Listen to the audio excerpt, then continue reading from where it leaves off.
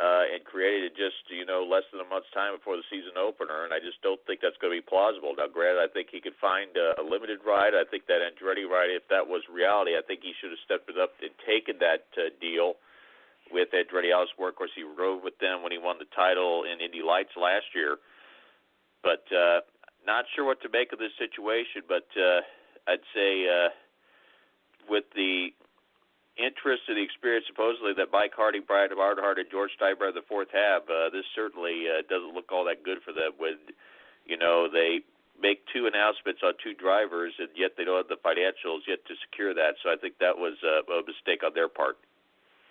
Let's move on over to the Andretti camp. There's a lot of news coming out of the Andretti camp this year as we get ready for the 2019 IndyCar season.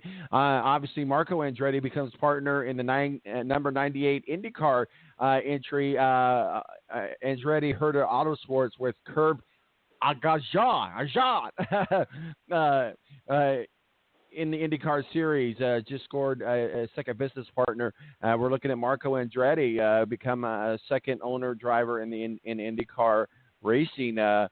Again, in the blood, Marco Andretti maybe can't win races in the race car. Maybe we'll see what he does as an owner. What are your thoughts? Well, that's what happened with Michael Andretti. I mean, he had never won the Indy 500 as a driver, but he's won it, 4 times now as an owner? And the oddity with the Andretti Autosport, an all-American driver lineup. You have Zach Beach back for another year, Marco Andretti, Ryan Hunter-Ray, and things looking good from that retrospect, obviously with the good team leader and another former Indy champion, Alexander Rossi, and then you've got Connor Daly for the Indy 500. Curious to see who the last seat will go to if they do run 6 again. Still got a possibility that Stephen Wilson might be back. We still got the Indiana Donor Network sponsorship. There's a possibility, obviously, if they want to go for a guy that's got the speed. Carlos Munoz is still out there.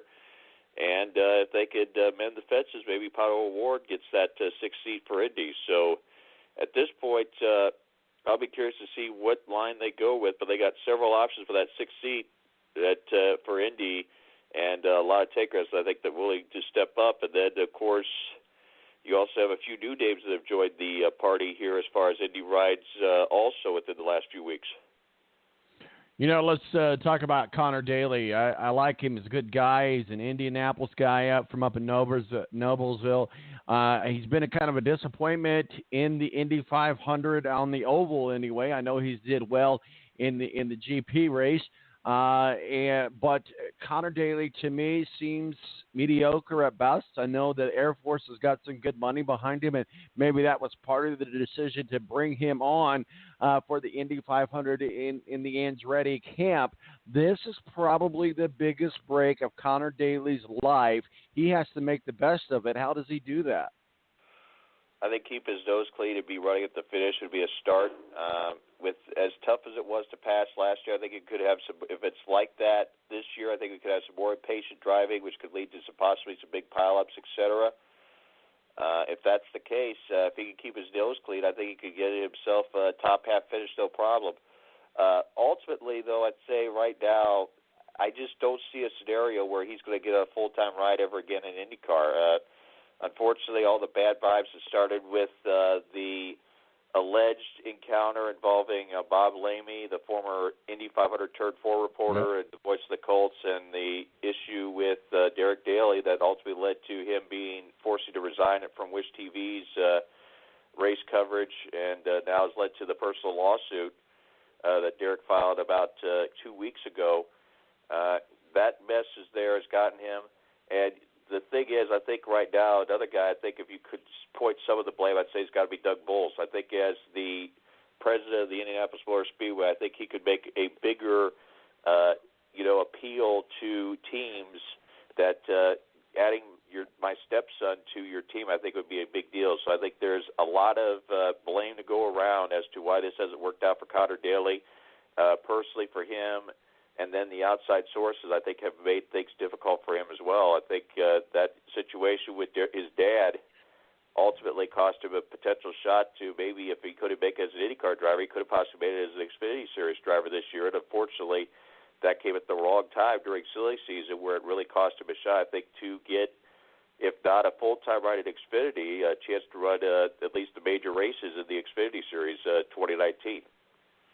Yeah, it's unfortunate that Connor got caught up in the firestorm of his dad, and maybe his stepfather had something to do with the ride with Andretti. But let's talk a little bit about former IndyCar F1 driver Derek Daly. He does sue Indianapolis TV station Wish TV here locally for $25 million. Derek Daly, who found himself in a firestorm of controversy, thanks, as you mentioned, to Indianapolis Colts play-by-play broadcaster Bob Laney, last August has filed a $25 million lawsuit against the Indianapolis television station Wish TV.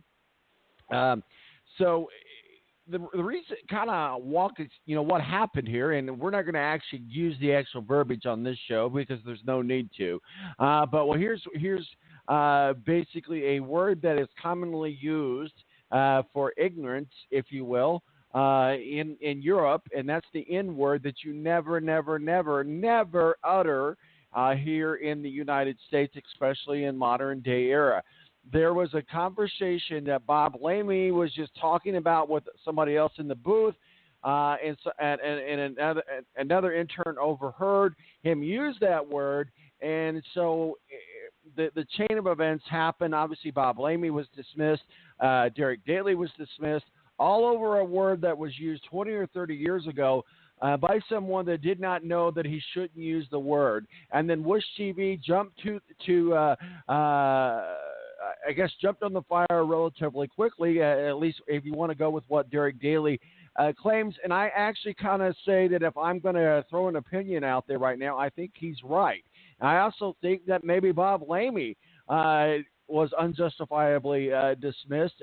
Again, you never use that word, and there shouldn't be a reason to use that word. But if you're talking about something that happened 20 years ago, and Bob Lamey was talking about an interview that Derek Daly freely admits that he had, and was told later on to never use that word again in the States, and he never has, we're just talking about historical context. We're not talking about someone's actual feelings toward an actual race of people. What are your thoughts? The fact of the matter is that's a word you just simply do not say, and you don't mention that to anything. Well, I said it in the past. That's just asking for trouble. And I think right now, if there's anyone that Derek Daly wants to blame, it's Bob Lamey. Bob Lamey's the one that brought it up and mentioned his name in it. I think if he had kept it to himself, none of this would have happened. I think at that point, if anyone, he's got a beef against anybody, I think the person that he should be going after is Bob Lamey, because the media's job is to report stuff like this, and it will cause a firestorm when you get the information like that coming in. So I think if there is somebody he needs to be mad at right now, he should be pointing the finger of blame toward.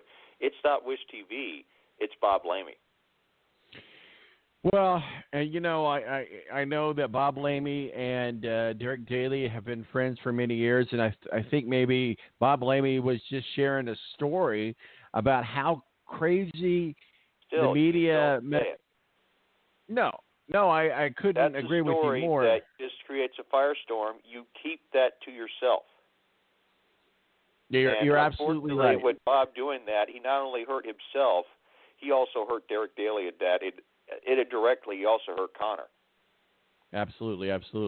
Well, let's talk a little bit about another team here with IndyCar while we still got a few more minutes. And certainly Ed Carpenter ends the relationship. It seemed like a long-lasting, long-term, good relationship with Fuzzy Zvaka. We know that sponsorship is all about money, and money speaks in high volumes. Are we to read in the tea leaves that Fuzzy Zvaka isn't doing as well as we thought that they may have been doing? Well, I think Fuzzy Zvaka also got a lucrative deal with the PGA Tour, and considering Fuzzy Zeller is a former golfer, you do the math. Which side of the coin do you think he's going to go towards? I think Fuzzy's tried to get after, of course, he also had some very poor comments of his own 20 years ago about Tiger Woods winning the Masters. He's another guy that's tried desperately to get back into the game on his own terms, and I think the opportunity now is out there with that deal with either the PGA Tour or the Champions Tour. So obviously he's going to step up in that, and Now, granted, it's good, but with what he's got with Ed Carpenter. But the thing is, though, is Ed Carpenter's team outside the Indy 500 really relevant? And as much as I love Ed Carpenter and Ed Carpenter Racing, I hoot and holler for them all the time when I'm down at Indy. The reality is that's all they're good at right now. Until Spencer Pigot makes a name for himself outside the Indianapolis 500 on these road courses, they're just a one-trick pony at this point. And now that's not a bad thing because it's the biggest race of the year, but still, beyond Indy, where is ECR relevant in your opinion, Tom? I can't think of another place other than Indy and maybe some of the other ovals where that team really has a relevant place on the IndyCar series right now. Well, there's a couple other ponies added to that as well, and that's Ed Jones and Curso. We'll see how that pans out, but they've joined for the 2019 Racing IndyCar campaign. Thoughts on Ed Jones and Sergio Curso? Scuderia Corsa, you mean? There you go, that one. That guy. This is, like I said when I put my list together, this is a make or break right now to save face for Ed Jones because he had everything on his plate when he joined Chip Ganassi Racing, and he totally bombed in that opportunity. And now he's back at square one and with very limited options, almost like a baseball player that's out of options, going between major leagues and the minors. Ed Jones has really got to make something out of this, I'd say, to stay relevant. Now, granted, I don't think it's going to be a career ender if he fails in this situation, but ultimately, if he wants to get back toward the front of the grid, he needs to make the most of the opportunity he's got with him, and that's not just with the road course opportunities, but also the chances at Indy. Granted, with a team that was in the running late, even though, yes, it was just due to fuel mileage, but with the Royal Serbia, they were a contender late in last year's Indy 500. We've been talking with Matthew Embry, our official IndyCar contributor, and also talking to some college hoops from WSBT up in South Bend. Getting ready to wrap up our conversation here, but another story of note, if you will, IndyCar team owners Vassar and Sullivan form a Lexus IMSA team. So they're obviously expanding their resume in motorsport racing. So, yeah, they got off to a great start at Daytona, getting a podium right at their first attempt, which was a good result for them with Townsend Bell, et cetera. Also, questions, mentioned Royal Serbia, questions about Eric Bachelard possibly throwing his name back into the hat as a team owner. His Conquest Racing has not run at Indy since they ran Anna Beatrice in 2012. So that would be a welcome addition if he could find the funding to get back for an Indy-only ride. And right now at this point, the question is, what about the Indy-only rides and what number we're going to get? I think we're going to have bumping, but the 38 to 40 possibilities, unfortunately now, with the way things are playing out, I don't think that's a realistic number. I think we can get maybe to 36 or so, but the 38 to 40 that we thought we were going to get at the last fall for this year doesn't look like it's going to happen, at least not this year. Matthew Embry has joined us, talk a little college hoops, a little IndyCar. Certainly, we're getting closer and closer to the start of the IndyCar season. We are starting NASCAR, has started really, and all it's here. We're here. We're ready to go. Did you see the end of the race of the Clash last week? I just can't get excited about where NASCAR is going right now. It just seems like they keep shooting themselves in the foot where they're going to run out of toes. I mean, it's like late 80s, early 90s. They made poor decisions on how they handled Tim Richmond. They made poor decisions about how they handled situations there, and it just spiraled, and now it's led us to where we are right now. The racing, it's just the cars are too equal right now. When you have two equal cars, it's too hard to overtake, and I think you saw that in the duel. Now, granted, it was a pretty ballsy, colossal move, and a move of genius by Joey Logano to jump from third to first in the second duel this past Thursday. But beyond that, it just was too hard to overtake. I mean, you see guys try to jump to the inside lane, and they get shuffled to the back almost immediately. I mean, it's just really where you equalize things. And the manufacturers, we want equal things. We want equal things. We're equal shot. Careful what you wish for, because right now, I'd say beyond maybe a late move at the end of the race, we could be having a single-file run similar to what we had in the 2000 Daytona 500 when you only had 10 lead changes the whole race. So careful what you wish for in this situation right now. But